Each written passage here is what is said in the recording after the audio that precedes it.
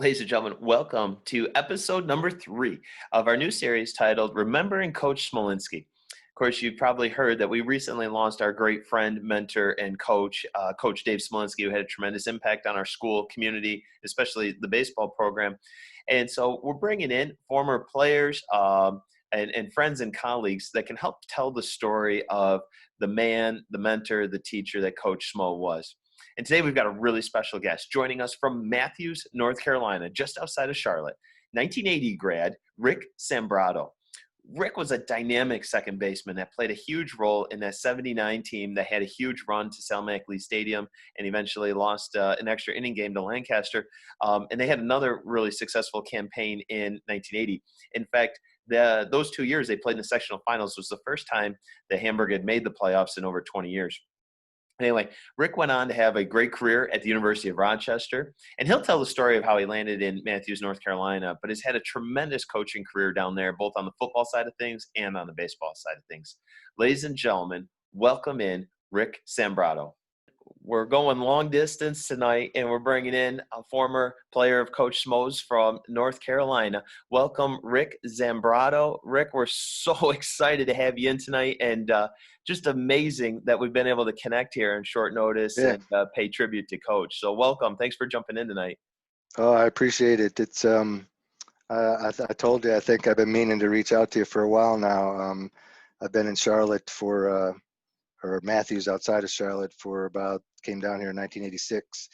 Wasn't teaching at the time, but the last few years I've just been following you and following your program, and been really meaning to reach out to you. And I kind of feel like Coach Smolinski kind of helped us connect Isn't that in a lot of something? ways. So yeah, still helping everybody out. That is so true. Yeah. So you graduated in 80 and you guys had some really good teams there in 79 and 80 especially. And I guess before we kind of dig in and talk about those teams and talk about Coach Smo, bring everybody up to date on, where you've been since graduation and how you landed in Matthews. Yep, I did graduate in 1980. I went to I played soccer and baseball and basketball, sort of basketball, when I was at Hamburg. Um, and then I went to Rochester, University of Rochester, and played there. I came to North Carolina for an advertising job a couple years after Rochester, and after 6-7 years of that, I decided a career change was something that I didn't want to do this for the rest of my life, I guess, be in advertising. And so I decided to make a career change, and I evaluated some of the things that I liked to do and wanted to do. And I decided that teaching and coaching was something I wanted to get into. I had a cousin who taught elementary school in Orchard Park, and she kind of took the same career path, going from advertising actually to teaching. And so I had somebody to model myself after. And so I did that. I started teaching. This is my 26th year. I've coached football a little bit. I've been as an assistant coach for my first 16 years. I've been the head coach. This will be my 10th year at Butler High School in Matthews, North Carolina. And it's a great school. Like it a lot. And I'm a bulldog again. Still a bulldog. It was just meant to be. It was Yeah, meant to be. right. Yeah. And you've had a tremendous amount of success down there, both on the football side of things and the baseball side of things. And before we hit record, and I guess just to paint a picture of the quality of baseball down there, probably the easiest way is to tell the story of facing Madisonbaumgardner. Tell us about that. Yeah, that was I was an assistant coach. He's from a tiny school near the mountains, Blue Ridge Mountains, called South Caldwell High School, where all they do Legion ball there is huge, and still is. And it's kind of Legion in Charlotte sort of dispersed a little bit. And so, we played him in a third or fourth round playoff game. I think it was to go to, might have been to go to the state championship or the regional or the semifinals. And I just remember their fans showing up at our field for a 7 o'clock game, probably around noon or 1 o'clock. They were coming to the school. They were coming to They were coming to our main office, asking where the baseball field was, and they were putting lawn chairs out and reserving space. We had crime tape around our dugout to try to keep people away from our dugout.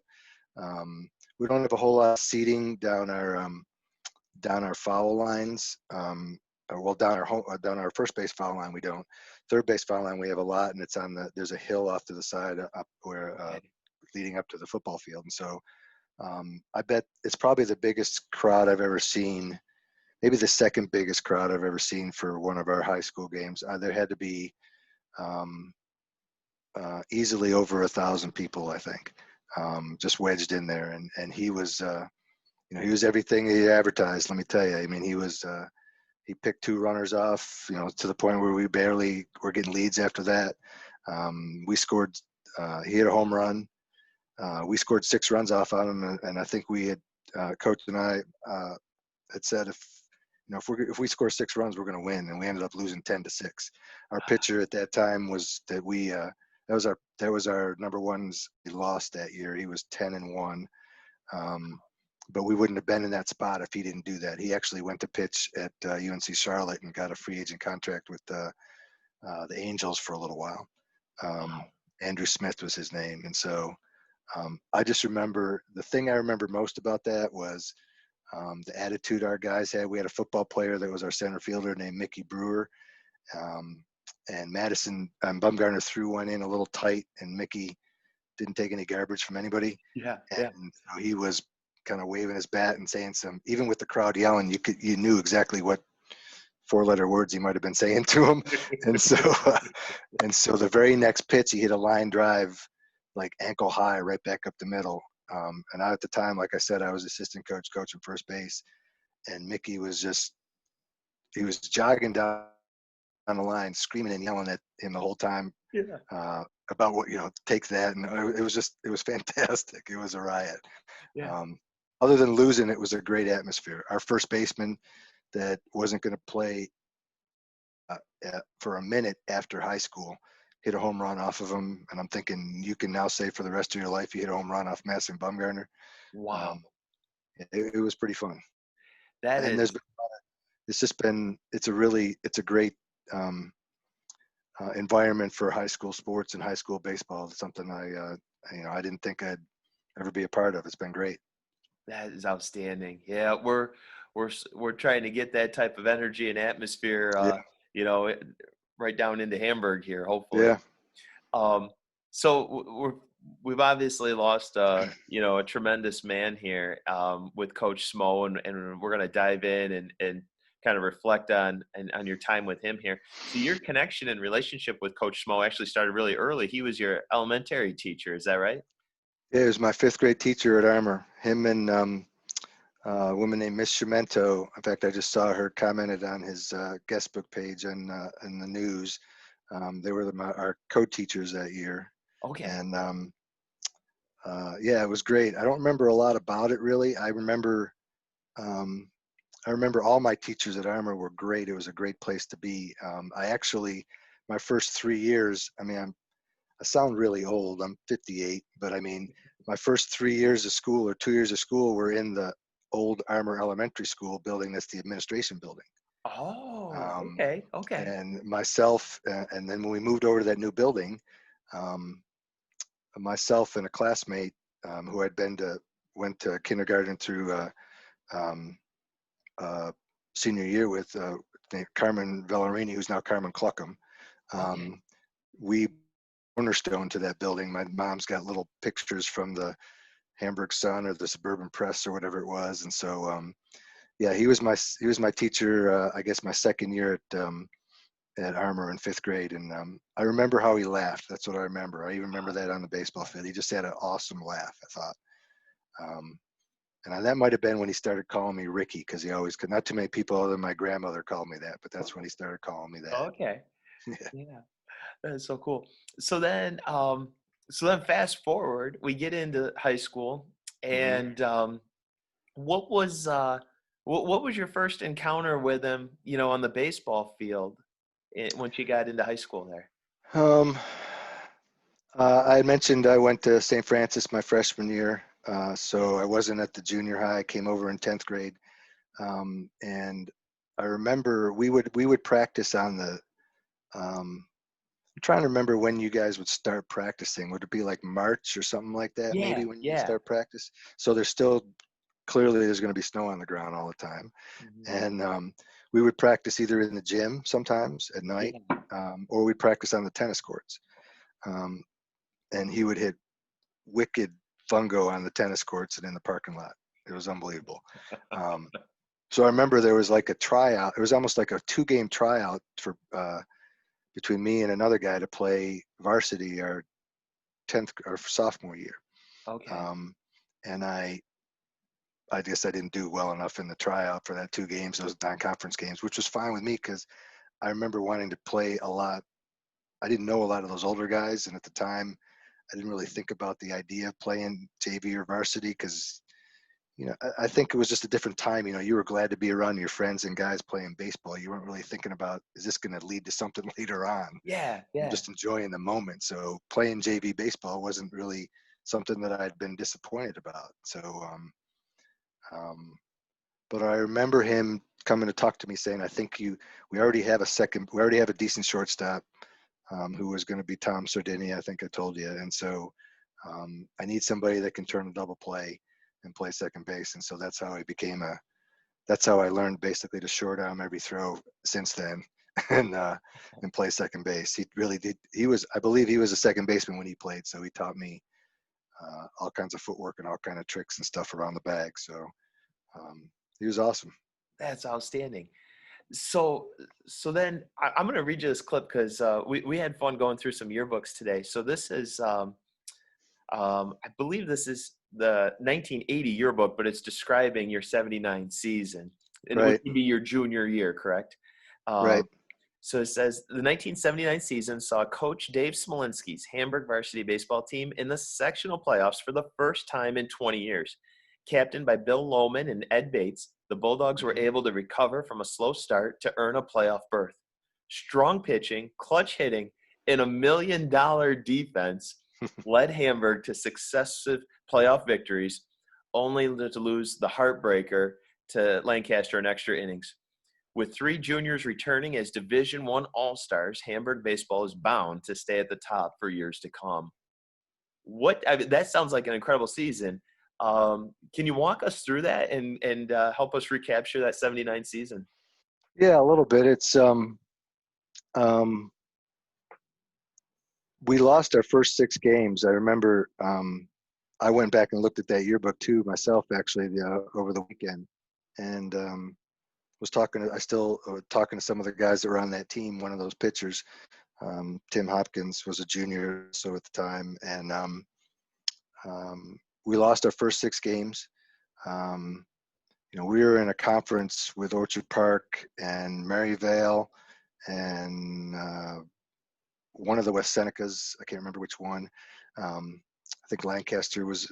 I'm not sure that might have been a conference game or not, but Okay. it's a really good conference. We lost 6 games. Lost our first 6 games. Some of them were close. Some of them weren't. And then I remember, in thinking about it, I remember that there was some rain and we had to play like a bunch of games in a row. Um, and they may have even been like Saturdays. And I want to say there was maybe a game on Sunday. I'm not sure if they can still do that now, but it felt like there was. Yeah. And I know you couldn't do it down here in the Bible Belt. So um, we um, we we ended up winning the second half of the season. We went 8-1 and finished 9-7 in the play and got into the playoffs. And I remember Coach telling us that it was the first time that we'd been back in the playoffs for a long time, and I didn't know really how long it was, but a long time, 20 years apparently. And we just kept on a roll. We win um, the first couple playoff games. One of the guys today said he thought one of those games was against Orchard Park because for some reason, he remembered Coach Barrow, Yeah. who was probably a younger coach at the time too. Um, and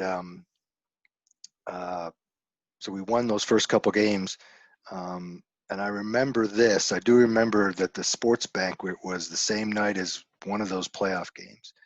Okay. And I remember driving back, and a bunch of us not busting into, but going into the auditorium where everybody was still in our uniforms, Yeah. and how cool that was that we had just played a game and won a playoff game. and it was the Oh, sports man. banquet. And I Yeah. remember Coach Smolinski getting up on stage whenever it was time for baseball to do their thing, and how excited and out of breath he kind of was, and just kind of wiping his breath, just still in kind of post game mode there about how telling everybody how we won. Yeah. Yeah. And we're going on to either the next game, the next round, or the championship round against Lancaster, and we ended up losing that game in extra innings. I think we put it into extra innings with a squeeze bunt actually, Oh, and no kidding. Yeah. lost in extra innings. And Yeah, he talked to us about how that was the beginning of that we were laying a foundation. My senior year, we weren't quite as strong, but we still got into the playoffs, and I think lost in the first round. Um, Okay. and he talked about how proud we should be of ourselves for kind of bringing Hamburg baseball back, and it was a pretty neat feeling. That's tremendous. I'm trying to, envision, him up at the podium, Yeah, after that big, I can't imagine how awesome that felt. yeah, it was. I mean, he never wore a baseball uniform when he coached. I don't know if um, I don't know. I do. We do. We're supposed Yeah. to. And so, but he always had like I can still see him. They were like navy blue sweats, and they had like I'm sure they weren't name brand, but they were navy blue sweats, and they had little stripes down the side. And he would wear a white sort of golf polo shirt with long sleeves underneath it, and he had an old style nylon Hamburg coach jacket, and our hat on.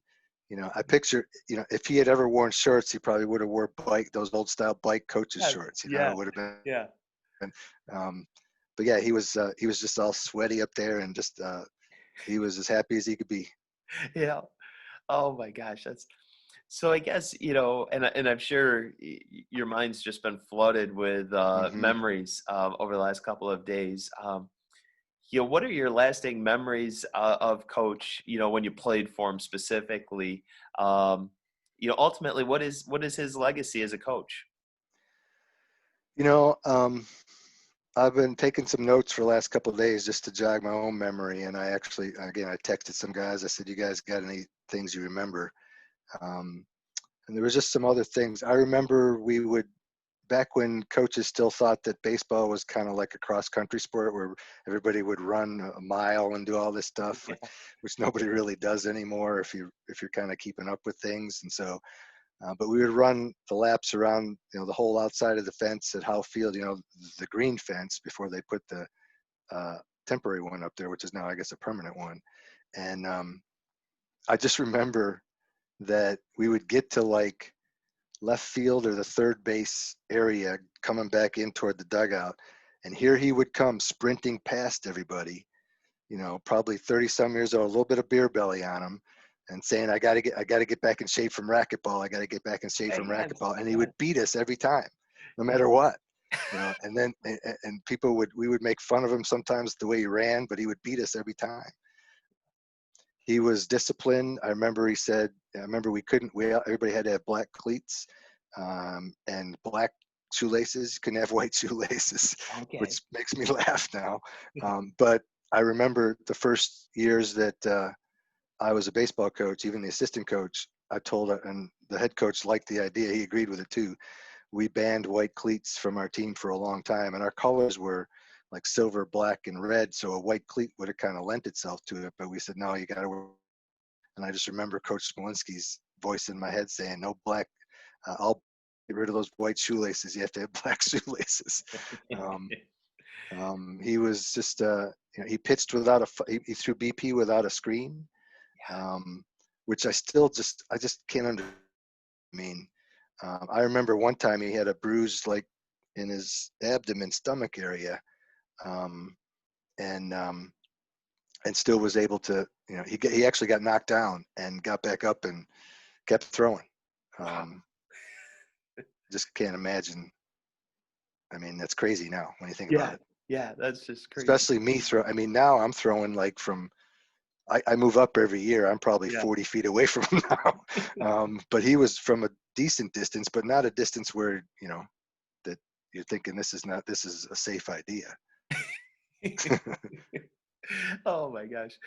Um, So, I guess, and then describe how that relationship evolved after you graduated, and how you were, able to stay in contact with him.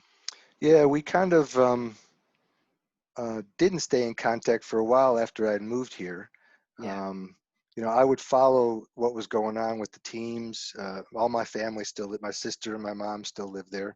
When my dad was alive, he would kind of fill me in. Sometimes he'd go over to games and tell me what was going on. Um, but we really started kind of getting back. I don't remember actually when it was, but I think I was home some Christmas break, and he had seen my sister somewhere. Um, I'm sure it was at either the old Murphy's at the time in Boston, or Mamosers, or JP's, or something. And Yeah. she told him I was coming home, and he said, "Well, here's my number. He has to call me," because I hadn't done it for a couple of years, I think. And we did, and that kind of kind of renewed our friendship again, now in a different way. Right. I Right. always called him Coach. I think he always kept saying, "You can call me Dave," and I couldn't do it. Um, um, Even if it wasn't going to be Coach Smolinski, I just had to say Coach, and Yeah. I liked calling him that. I think it made me feel good. And we talked a little bit about coaching. I don't really remember much about that. He talked a little bit how things had changed over the years, and how maybe it wasn't quite the same or as fun for him, but he still did like it. I remember when he was retiring, he said it was time for him to go. Um, I think he was glad that I told he couldn't. He was happy for me that I had got back into coaching and became a teacher. Yeah. And I think that's what really, that's what I remember about him now. We would run into him, like you told me when I reached out to you, him walking, or you'd just see him anywhere. Yeah. Yeah. Um, the idea coached in your hometown. You coached at the school you played at, high school, and that you'd been there all your life, and you played town ball in Boston. You umpired games around everybody. You had Bills tickets, Sabres tickets. You did all this stuff. It was just it'd be a great movie Yeah. about Yeah. just about somebody that was living the life. I just remember we all talked about it. Single guy, he's a teacher, he's getting paid, or compared to North Carolina, he's getting paid pretty good in New York, and he's going to every single. He's got season tickets for every sport you can think of. He's playing racquetball, he's playing golf. This is fantastic. Yeah. He was just a great guy. He's just I never paid for a drink anytime I was home unless I could beat him. Yeah. That's that's certainly been one of the common themes here over the last couple of days that we've been catching up with folks. Is I think a lot of us are pretty envious of how he was able to be, especially during retirement. He really Right. lived life to the fullest. Yep. I don't think he got cheated on that end at whatsoever. Right. Um, Right. could you speak to, I guess I haven't really been able to come in contact with anybody that could speak to his playing career at all. Had you guys heard stories growing up or after the fact of, I mean, all I've heard is he was a really, really good player. Yeah. Him and his brother, him and Danny were both really good. They, the Boston guys. I'm not going to try to pretend I know all the names, because the Boston guys I played with will get really mad at me that I still talk to. Um, but they knew them all. But I played in the summer. There are much fewer options now than there are now. So after high school, I played in the suburban league. It was called the Buffalo New Suburban League, Yes. and I played for because of where I lived. I played for Orchard Park instead of Lake Shore would have been the other team probably, or Lakeview. And so I played for Orchard Park, which was sponsored by the Orchard Park Legion. A guy named Bucky Dietz was a big legend at Frontier High School, and I think his dad might have been the athletic director. I think they might have named their new turf field after his dad, maybe. And Okay. so, anyway, I started to hear a lot of stories then about him, and because we would play Boston, and I would go to that. We would go to that field that I'd never seen before. That was just, I mean, it's the definition of a bandbox, as I Yeah. recall. Yeah. They were on top of you, and I would hear stories all the time about the Smolinski brothers, and the teams they had and the crowds they had, and maybe the the brawls they might have after somebody got taken out at second base, and then everybody go out for a drink afterwards. Yes. It was just, I was like, of course, I was the youngest kid on that team. Most of those guys were either college guys or older, and so I would hear these stories, and it would just, my eyes would just be, I would just be soaking it up. And I'd ask him about him when I would see him sometimes, and he'd tell me, all he would say was, it was never really about, he'd just say how much fun it was, how Mm. much fun him and his brother had, how much he loved playing. How much, and he always talked about these other guys, and he always had some funny story. He'd talk about the guys in the stands that would get everybody fired up and yelling at the, for these playoff games, and yelling at the teams that were coming in when they were getting out of their cars and stuff. And, he was a Boston legend for sure, I think. And then I would see him umpiring when I was playing in that league. I would see him and Danny 3 or 4 times a summer when umpiring our games on Sunday afternoons. We played at Orchard Park, played their games at Green Lake Park, I Yeah. think it is. Yeah. Yep. And he would be umpiring games, and I was just that was one of the funnest times I ever had, actually, telling people that was my high school coach. And if he was coaching the bases, he always coached the bases or umpired the bases, and Danny did the plate. And it was just fun to go down there, and he'd be behind me saying something silly to me or dumb to me while I'm trying to get a lead, focusing on the pitcher or something like that. And the first base guy would be looking at us both. I just said, don't even ask, never mind. It was fun. It was a lot of fun. Oh my goodness. Yeah, The Mad, Danny's still umping and yeah, still umping at a really high level. I mean, he is consistently one of the highest rated umpires on our Western New York crew, right. and just does a tremendous job. Yeah. I'll tell you, the maddest, coach got mad at me one time. Well, probably a few times, but I was embarrassed about it because you're 18 or 19, and I remember it was a pretty big game, and Danny was behind the plate, and called a strike on me, and I didn't think it was a strike, and I did one of those things where you like wave your bat at it where it was where you thought it Yeah, was. yeah. Um, and I think Danny said, "Get your whatever in the box," and then Yeah. after the game. After the game, coach came up to me and said, you owe Danny an apology. You embarrassed him out there. And I felt like that big. And Yeah. I was like, it was like you're walking up to to your dad or your grandmother or something that you'd said something terrible. Oh, I just felt awful.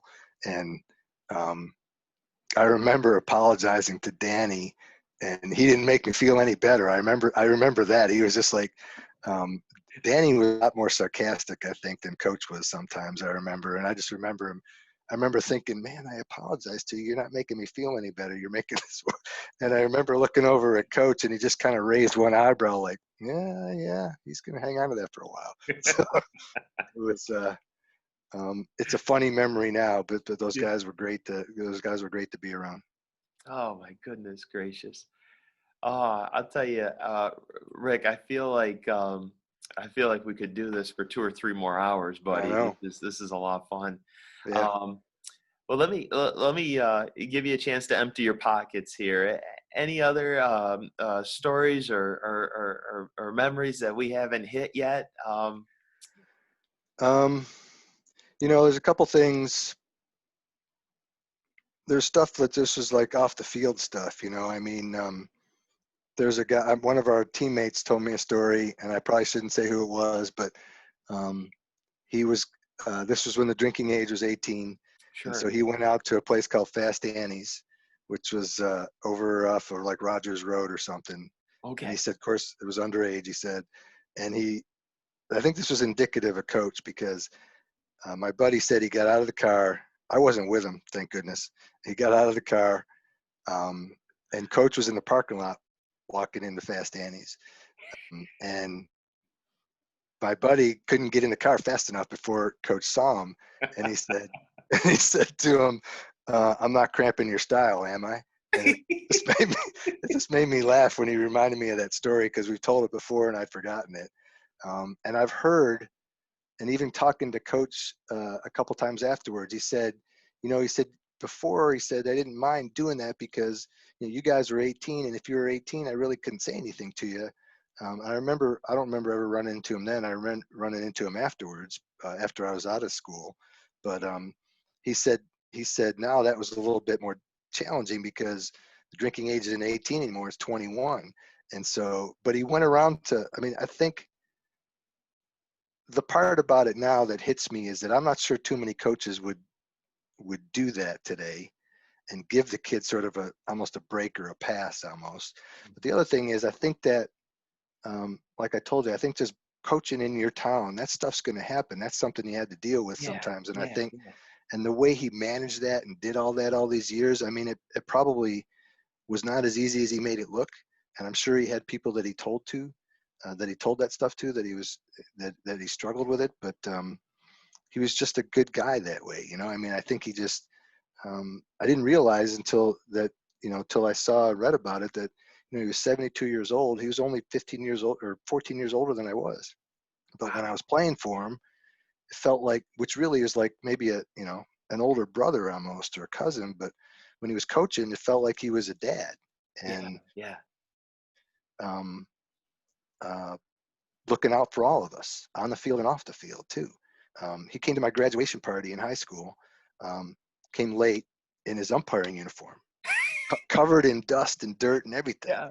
Um, but he came. Yeah, he wasn't And gonna miss it. That's no, he amazing. wasn't going to miss it. And, it's just, you don't think about it then, but I don't really think about the baseball stuff he taught me. And I can't really remember a lot of the baseball stuff he taught me. I just remember those kind of things, that how he made you feel as a person. And, how I'd like to make my guys feel that I've coached. Mhm. Um, even if I had a handful or one or two of them, I'd consider it a success. Doesn't matter winning any state championship. That would be bigger than any of that. Yeah. Boy, isn't that the truth? Holy smokes, buddy. Yeah. Yeah. Well, I'll tell you what, I think this has just been tremendous at helping. I think, we set when we set out to, try to start this little series of interviews, we wanted to try to paint that picture. And, because I think, enough time has passed since he retired that, you know, uh, I think the story needs to be retold for sure. Yeah. And Yeah. we're, those were those sure were some good teams you played on, and you guys Yeah. played against all the big dogs. I mean, the Orchard Parks and the Lancasters, and you battled with the very best of them. Those are some great stories. Yeah. Yeah. It Well, was awesome. I got to tell you what, the next time you get a chance to come back and visit in Hamburg, we have got to connect. We've got to connect. Oh yeah. I mean, hearing this news about Coach just made me even more sad that, I always come home in the summers and at the holidays, and I'm not doing that this year. And, it just made me miss it that much more, I think. And made me, um, looking more forward to when I can get back there and just, absorb all that again and do the things that maybe you said you were going to do next year and not wait for them. Mhm. And definitely one of them is going to be to get up with you and, uh, have a drink and talk about Coach some more and talk about baseball some more. That would be awesome. That would really be awesome. Well, hey, thanks a lot, buddy, for jumping in, and hopefully this is surely the start of another great relationship built around Hamburg baseball. So, Yeah, that'd be great. Thanks, Derek. I appreciate the time. all right, buddy, take care, man. All right.